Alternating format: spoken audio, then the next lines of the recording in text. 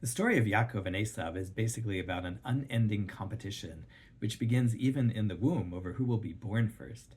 Esav wins, earning the birthright, which would be relevant for inheritance way later, but Yaakov manages to get it from him in a deal for some lentil stew.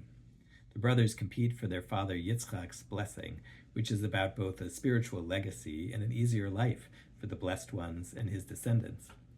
In between these two stories, Yitzchak himself is in a competition with his Philistine neighbors over control of a series of wells that his father Avraham had dug and the Philistines claimed for themselves or tried to block Yitzchak from accessing entirely. These competitions are all in Parshat Toldot, a single Torah reading, and these stories are part of a larger motif of competition that goes throughout the book of Bereshit, from Cain and Hevel, Cain and Abel, all the way through the end, through the 12 sons of Yaakov. Competition is a fact of life the Torah acknowledges and depicts, from specific incidents between individuals to the destiny of tribes and group nations. So what does Judaism generally have to offer us as a perspective on competition?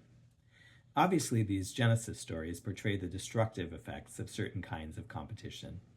In the Talmudic tradition, competition can be a generative dynamic.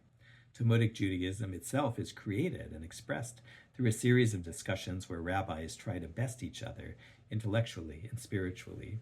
The generations that created the foundations of Jewish law and the Mishnah and the Gemara are anchored by pairs of sages who pushed each other about every kind of topic and sharpened each other through that competition. Rabbi Akiva and Rabbi Yishmael, Rabbi Meir and Rabbi Yehuda, Rav and Shmuel, Rabbi Yochanan and Reish Lakish, to name but a few. Not to mention Beit Hillel and Beit Shammai, two entire schools of thought. In the Talmudic literature, when a pair of sages squares off for the sake of heaven, Torah is perfected. In Talmudic thought, we also find the notion of harnessing the Yetzer Hara, which is the selfish or competitive nature within us. Humans are regarded as having two motors, this Yetzer Hara, the so-called evil nature, and the Yetzer Hatov, the nature for good. In one view, the Yetzer Hara is what perfects goodness, because it's competition that pushes people to do constructive things like building a house and more profound things, as we've seen with the Talmud. If someone in the economic sphere becomes wealthy through competition, their wealth can become tzedakah that helps someone else, more tzedakah than they might have been able to give otherwise.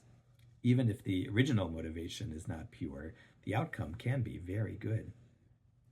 In a future video, I'll talk about competition more particularly in the realm of business.